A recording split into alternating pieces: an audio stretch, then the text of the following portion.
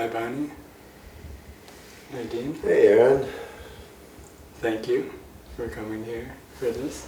Thank you for arranging it. Yes, and we're both deeply grateful. This is going to be a great opportunity. I've been excited for months. We've been wanting to get together for years. Right.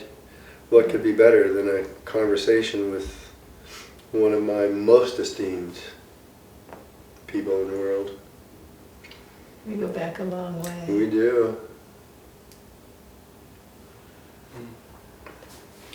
Yeah, you both have a lot of my esteem as well.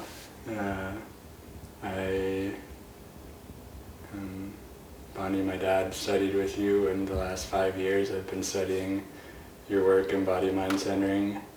It's now a large part of how I see myself in the world and how I'm giving to the world. And Deane, I loved your book. I performed a passage from your book out of memorization from my corporeal mind class. My goodness. Before I'd even met you. Well, you're probably much more familiar with it than I am at this point. That passage probably. I go back and read parts of it and say, who wrote this? And I've been really combining your work together in myself already, I think. Your book has been part of how I've been able to get into some parts of embodiment, using your methods into my lymph system, into the nervous system, into my bones. Has come a lot from how I've read your book. And, wonderful, I'm gratified. And I've certainly had deep sips of your work, but not as much as I would like, be burrowing in my own little tunnel of development. Well, your book has been seminal for a lot of people. It was one of the first to really pull together. Well, I thank you, and I'm really trying to actively incubate the next 300 pages of something. So, what's happened since the late 80s for me. You published it? You wrote the other one in the late 80s? Yeah, it was published in mid to late 80s. I don't remember the exact year. It was a long time ago. It was indeed. It was indeed. Well, the science endures, but certainly more to reflect on and say at this point. Well, what you wrote is still present. Yeah, I was saying, I'll open up a section to get ready for a class, and I'll say, I didn't know I knew that. Very strange experience. Yeah, it's still current. Well, thank you. Thank you. Thank you. It was a 9.5 year labor of pure mental orgiastic love.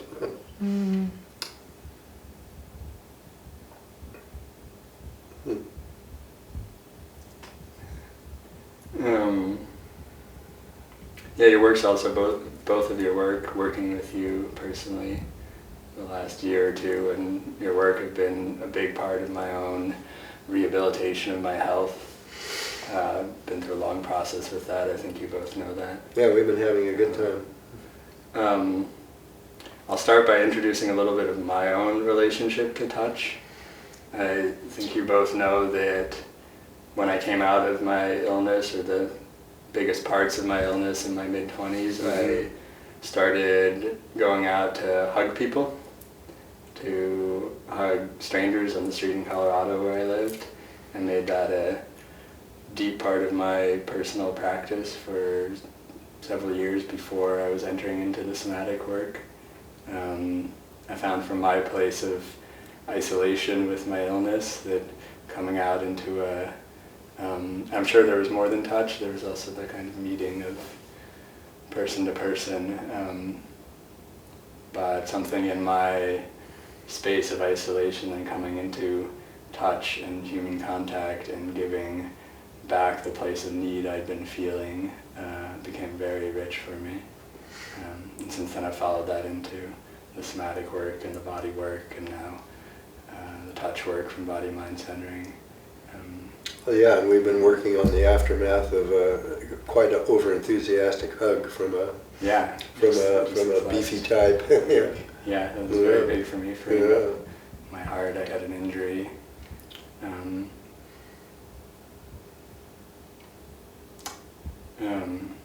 So touch has been very important to me in my personal life. I'm sure from a developing child, but very meaningful in my communities and my ways of being in the world. And both of your bodies of work together have become a meaningful part of my life. So this is a really rich opportunity for me to bring you together, as I've already been doing myself, to sit in a living room and talk about touch. So thank you. Yeah, so here we go. Thank you. My first question, how can we talk about touch? It's such a visceral, experienced, sensed and perceived thing. How do we bring understanding of touch and discussion of touch to a brain kind of place? Not necessarily to analyze it, but where we can talk about it, discuss it, communicate our experience, share about it.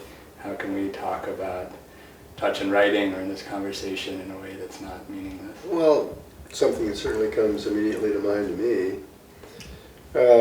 Milton Traeger, my teacher, used to always say the only real function of the words is to create an interest in the experience. And once you've had the experience, you don't need the words, because we're talking about two fundamentally different kinds of language: communication through syntax and word structure, and communication through this much more silent, visceral experience of felt language. I think a similar way that I would say it would be do the words come out of the experience, or is the experience coming out of the words? Marvelous. And they both exist. One could be just theoretical and just have words and not the experience, or one could have an experience without words, or a cycle somehow. Right.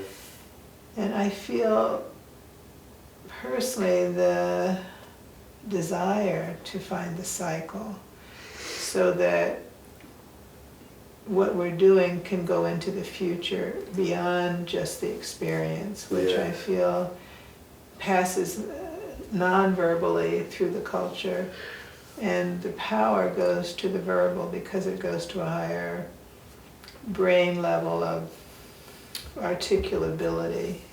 One is more basic, but the other, once it's in writing, it lasts long after we're not here, for thousands of years, for those who did, older languages.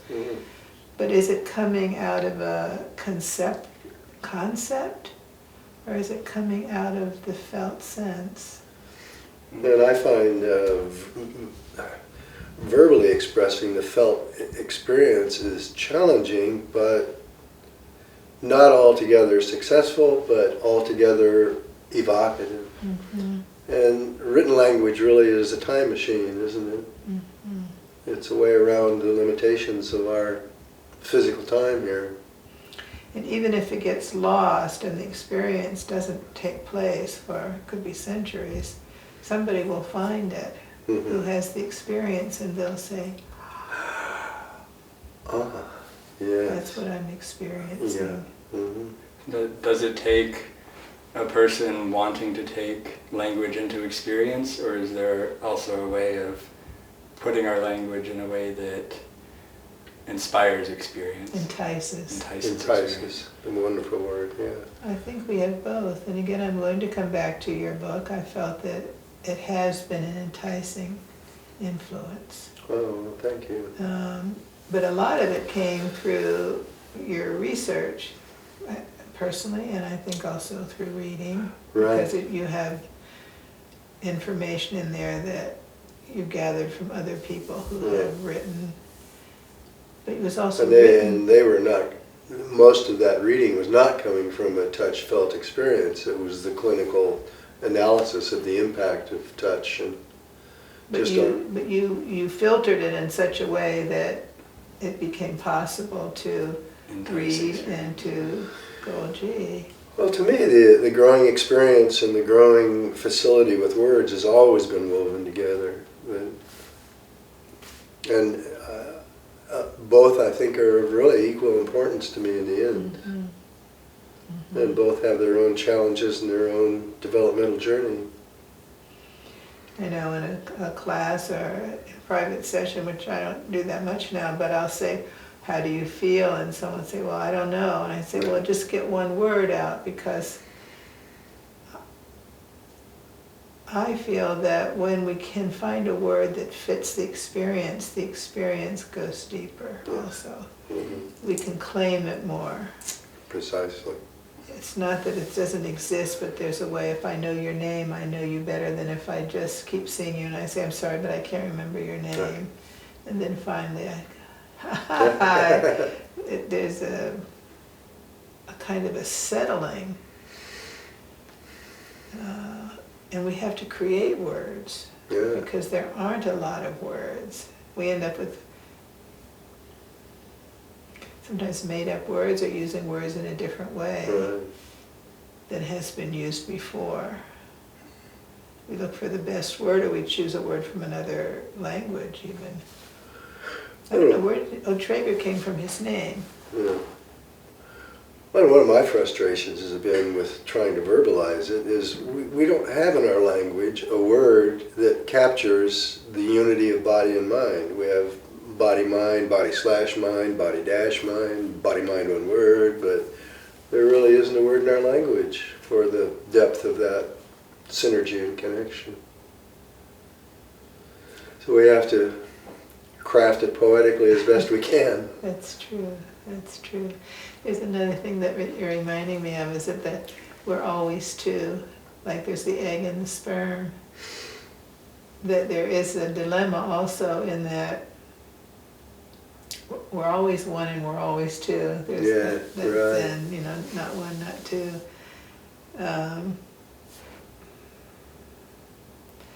It's frustrating. Mm-hmm.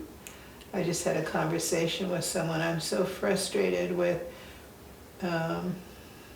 it's more than frustration. I'm deeply in turmoil over this thing of white people and black people. And I was studying, I've been studying Chinese, and the lesson today, this woman says that she likes movies. It's a simple lesson still. She likes to go to the movies, and so the man asks her, do you like black and white movies or do you like color movies? And she said, I like black and white. And I thought, okay, it wasn't black or white, it's a black and white movie. Right. And somehow, if we could be black and white and yellow and orange and whatever, someone had purple hair in the workshop this weekend. I thought, thank you. Just how do we have all the colors of the rainbow, and yet there's not just one color. To make a rainbow, the beauty is that there are many colors, but it's still the rainbow. And somehow if we could have this dichotomy, but that it's great. Body, mind, and I agree with you. But there's something that, so touch is one word. It's not two words. So that's something there.